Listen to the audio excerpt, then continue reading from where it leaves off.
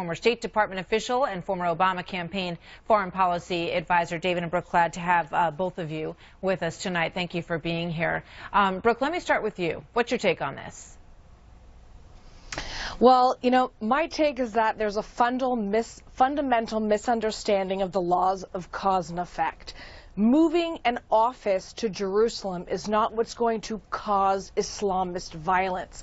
It's imams preaching death and violence as a legitimate response to hurt feelings, preaching reestablishment of the caliphate and throwing the Jews into the sea is what is the direct cause of violence. And you know what else Islamists are angry about? Cartoons of Muhammad, the failure to mutilate the genitals of young females, the education of women in the Western world also angers Islamists.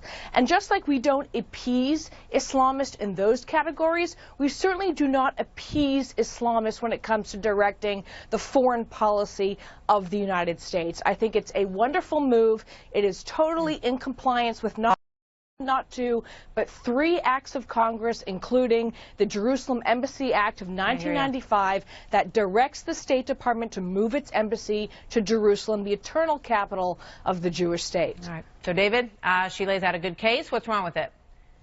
I applaud President Trump for saying today through his spokesman that he is not going to do this right away and he's going to continue to look at the issue.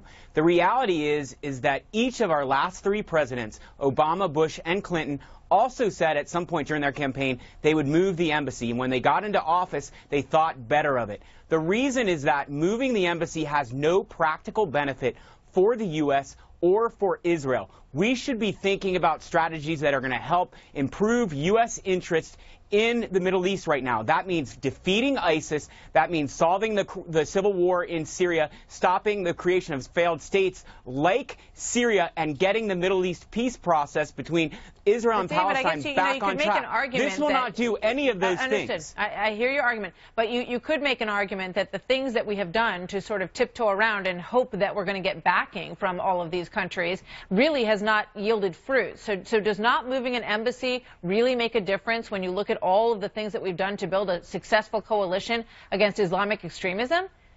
It has no benefit for the U.S. It doesn't help us at all. It doesn't help us do our job better in Israel. It doesn't help us do our job better in the Middle East. It doesn't help Israel either. If we want to try and make a statement about Israel, do something to support Israel. Provide more military support. Invite Netanyahu here for a private meeting with the president. But let's do things that have an impact. This will incite violence in the Middle East and make it harder for us to get the Middle East peace process back on track. I'm surprised, go ahead, Brooke. David, that you would take that position. I mean, you penned a brilliant op-ed in CNN saying that the last thing we want to do is give in to the territorial operations of ISIS, and that by allowing ISIS to continue to think it can create an Islamic state, that's the appeasement of terrorism.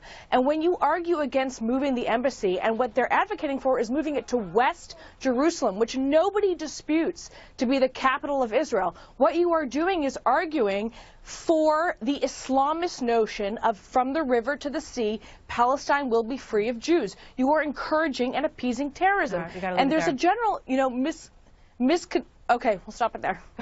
All right, Brooke, thank you very much. You made a great point. David, you did as well. Good to have you both here tonight. Many thanks. Thank you. Thank you. So still